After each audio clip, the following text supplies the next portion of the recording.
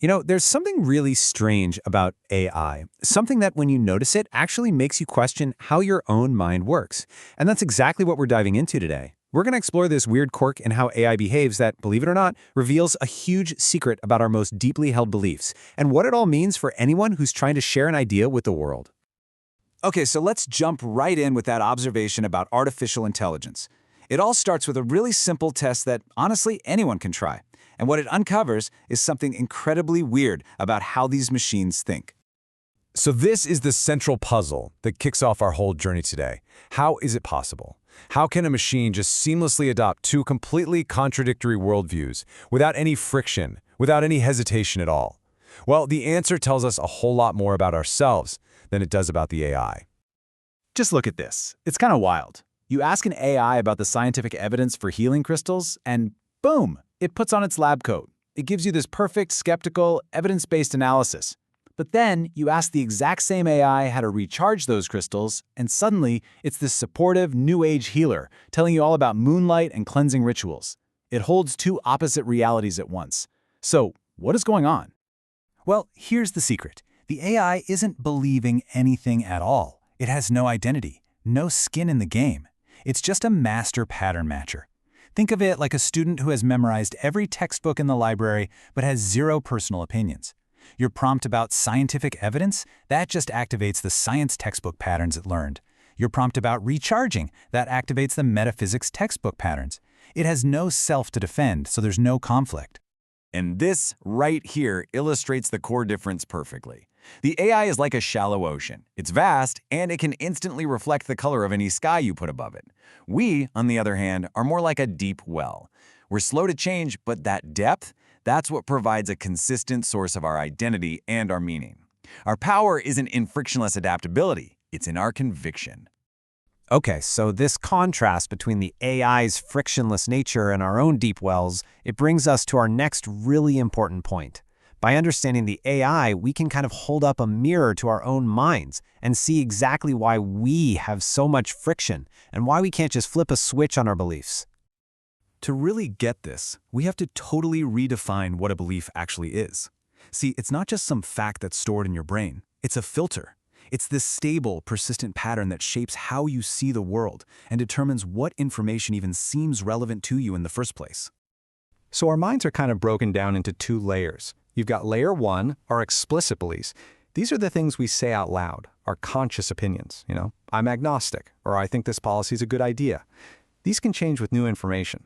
But then there's layer two, and that's the deep stuff. It's our identity, our culture, our emotional anchors. It's the filter itself. And man, it changes very, very slowly. And that is the key. That's the whole thing. The AI has no deep implicit layer. It is all surface. We, however, are totally anchored by this identity-level system. This is the source of our cognitive friction, our resistance to change, and ultimately, our conviction.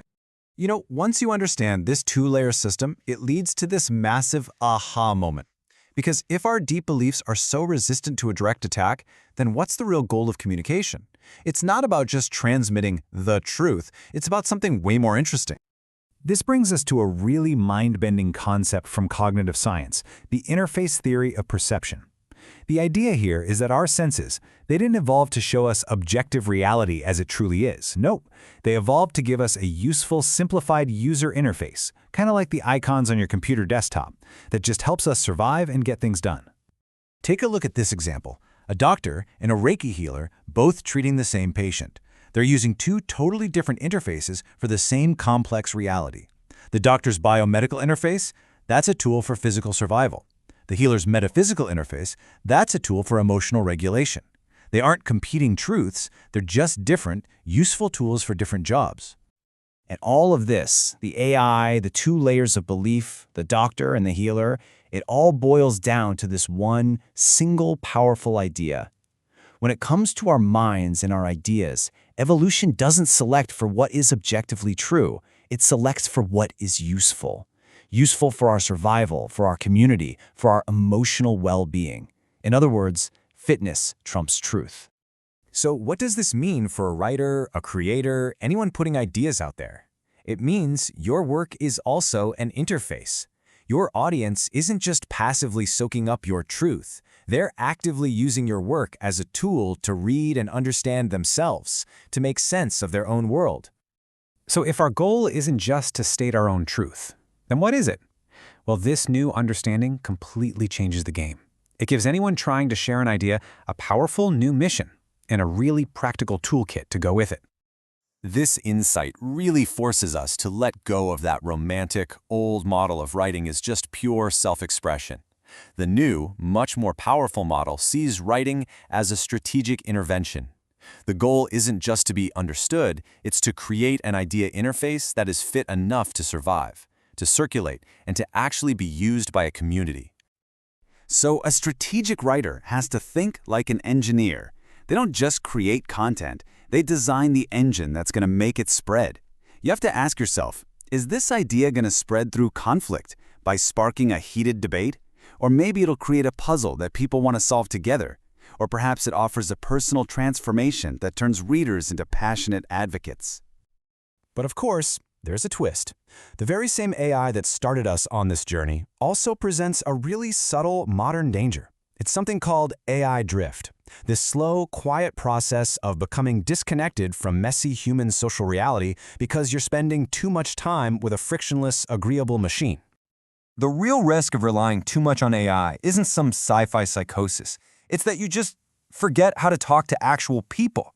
You lose your feel for the friction, the resistance, and those deep identity-bound beliefs that define real human communication. Your ideas might become elegant, but they'll be totally inert. And that's where we'll end it. This whole journey, from AI to the human mind and all the way back, it really leaves us with one crucial question we all have to ask ourselves. In a world full of these frictionless machines, are we designing our ideas for the clean, sterile logic of an AI? Or are we building them to connect with, to survive in, and ultimately to change the messy, beautiful reality of human belief?